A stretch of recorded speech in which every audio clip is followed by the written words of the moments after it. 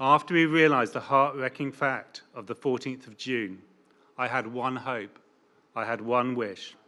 I hoped that Jakob was asleep that night, and he hadn't seen or heard any of the horrible things that happened, and that he'd left us, happy and joyous as he'd always been. The 999 calls they made that night proved me wrong. I heard my brother calling Jakob's name, repeatedly in an attempt, I thought, to hold him conscious, telling him he will be okay, Isaiah in Amharic, telling him to declare the ones of God, Selah, Ilahi, Ilaha, Jacob, telling him he loves him. I love you, Jacob. I then heard Jacob replying, I love you too, Daddy. All the joy and energy from his voice were drawn out, and they were replaced by heart-wrecking confusion, sadness and fear. How can one make sense of losing 6 family members at the same time? Hashim and Nura were our dearest and beloved brother and sister that we missed beyond words. All the 3 children were shining stars in their own different ways, and they were taken from us too early and in a terrible way. The idea of pure and joyous souls like theirs going through the horrible experience of that night, what they'd seen, what they'd felt before the end, what their small and beautiful bodies had gone through during the 24 hours that tower was burning like a torch. The fear and helplessness of their parents, it's shaken me to my core. It made me lose my trust in humanity. It made me doubt the very meaning of existence. The whole world had watched on TV a lady waving with a white cloth from the 22nd floor. My brother and his whole family were found in the same flat. A helicopter was there filming them and taking their picture. The same helicopter could have saved at least one child.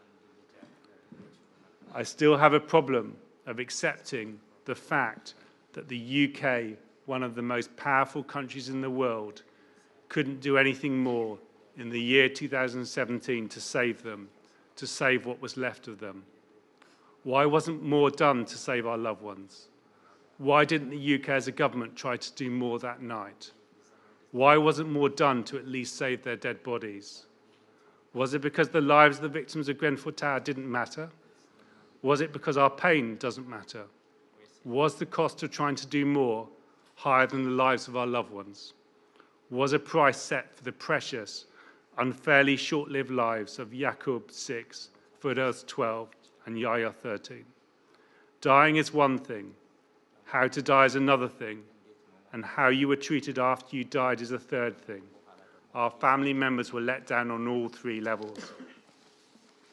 They were made to live in a chimney with a stay put instruction hanging on their wall long before the fire.